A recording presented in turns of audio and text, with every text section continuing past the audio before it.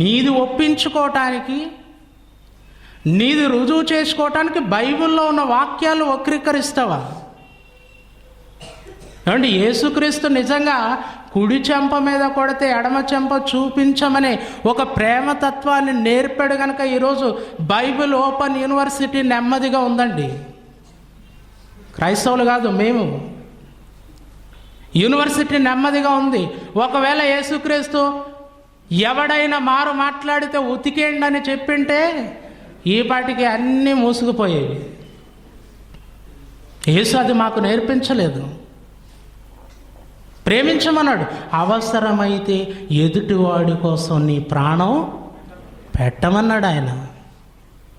నీ ప్రాణాలు ఇవ్వమన్నాడు.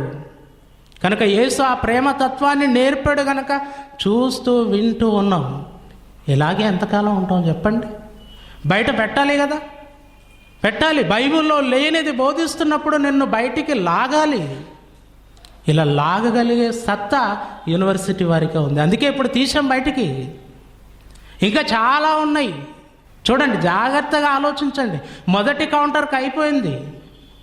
దేవుణ్ణి కూడా, ఆత్మ అయిన దేవుణ్ణి కూడా ఆయన చూస్తున్నాడు, వింటున్నాడు, వస్తున్నాడని వ్యక్తి కిందే మాట్లాడాడు.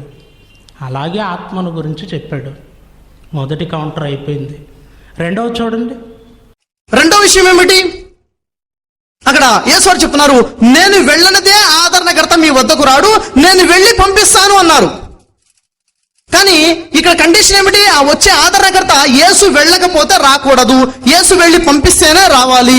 అది పరిశుద్ధాత్మ గురించి అయితే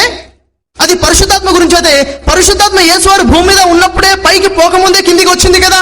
ఉదాహరణకి యోహాను సువార్త 1:32 చూసుకున్నట్లయితే అక్కడ యేసువారు యోహాను చేతుల మీదుగా బాప్తిజం పొందినప్పుడు, మారు మనసు పొందినప్పుడు ఆకాశం మీద నుంచి పరిశుద్ధాత్మ పావురం రూపంలో వచ్చి ఆయన మీద వాలింది. పరిశుద్ధాత్మ వచ్చింది. కానీ యేసువారు ఇక్కడ ఏమంటున్నారు? నేను వెళ్ళనిదే రాడు, నేను వెళ్ళి పంపిస్తాను. ప్రవక్త ముహమ్మద్ సల్లల్లాహు అలైహి వసల్లం ఎప్పుడు వచ్చారు? యేసువారు వెళ్ళిన తర్వాతే వచ్చారు. రెండో కౌంటర్ అండి ఇది. ఏమండి, ఏమన్నాడు ఇందులో? యేసు ప్రభు చెప్పాడు. యోహాను సువార్త 16:7 చదవండి, త్వరగా ఆ మాట చదవండి. నేను సత్యము చెప్పుచున్నాను, నేను మీతో సత్యము చెప్పుచున్నాను, నేను వెళ్ళని ఎడల ఆదరణకర్త మీ వద్దకు రాడు. అంటే నేను వెళ్ళి పంపుతాను అన్నాడు ఆయన. సోదరుడు షఫీ వేసేటటువంటి కౌంటర్ ఏంటంటే, యేసు వెళ్ళి పంపించాలి ఆదరణకర్తను. యేసు వెళ్ళి పంపించాలి. యేసుక్రీస్తు పరలోకానికి వెళ్ళకముందే ఆదరణకర్త అనగా పరిశుద్ధాత్ముడు, మీరు అనుకుంటున్నటువంటి పరిశుద్ధాత్ముడు, ఆయన బాప్తిసం తీసుకున్న రోజున ఆయన మీదకి, భూమి మీదకి వచ్చాడా లేదా అంటున్నాడు. వచ్చాడా? వచ్చాడు. అది యోహాను సువార్త 1 ఉంది.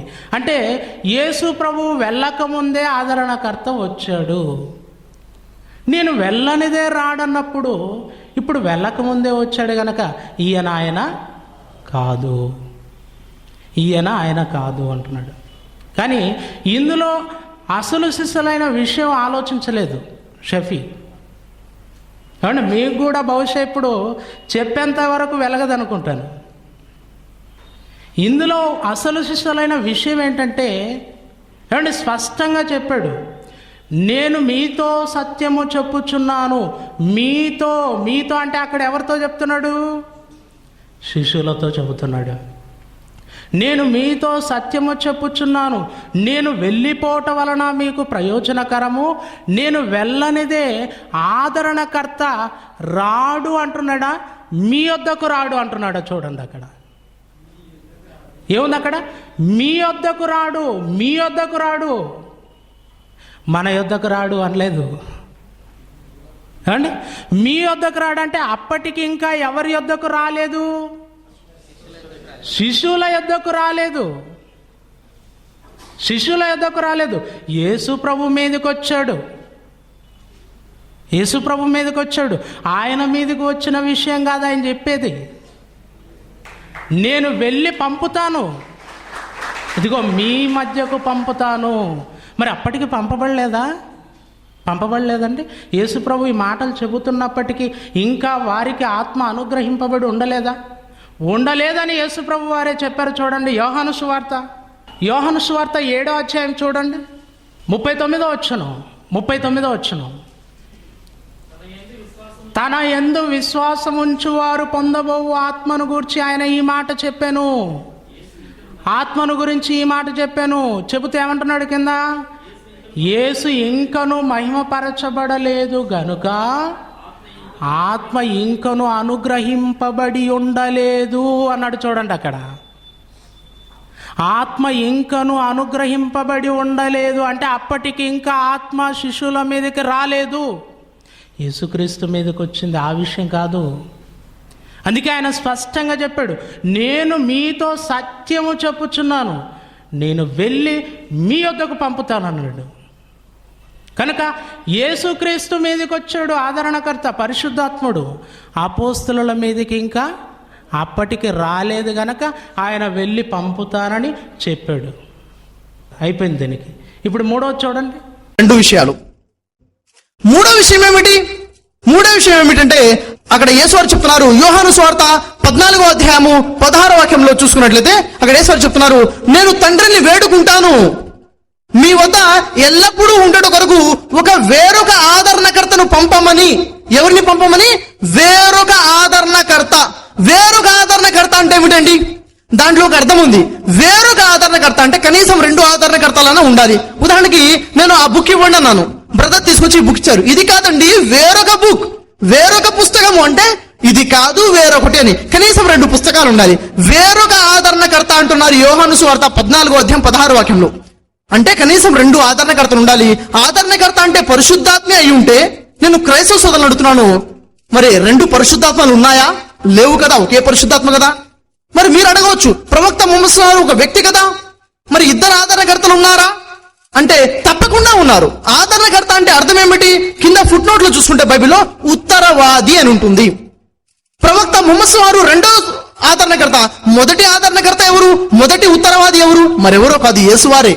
ఉదాహరణకు చూసినట్లయితే యోహాను రాసినటువంటి 1వ యోహాను 1వ పత్రిక 2వ అధ్యాయము 1వ వాక్యము చూసినట్లయితే యేసు క్రీస్తు అను ఉత్తరవాది ఆదరణకర్త అని ఉంది యేసు గురించి.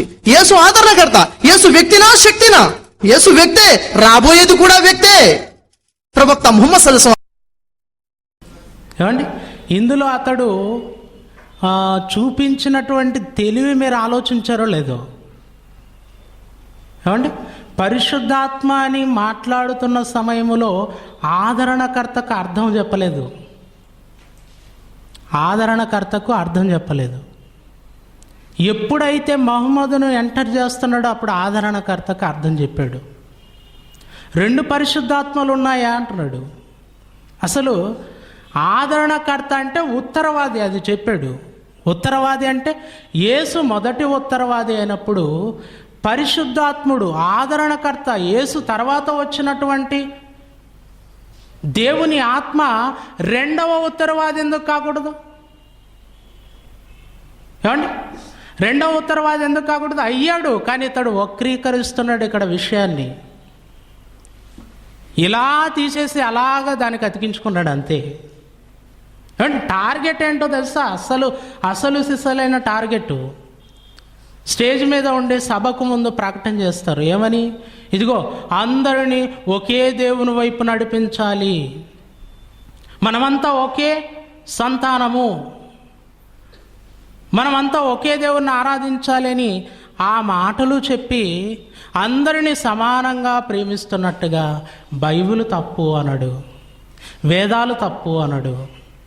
ఇవేవి తప్పు అనకుండా హైందవులని మరి మాట్లాడకుండా, క్రైస్తవులను మాట్లాడకుండా చివరికి ఎక్కడికి తీసుకొస్తాడు? టార్గెట్ ఏంటి ఇతని టార్గెట్ అంటే ఖురాన్ను ఒప్పించటం ఇతని టార్గెట్. నీ చేత ఎలాగైనా ఇది రైట్ అనిపించాలి.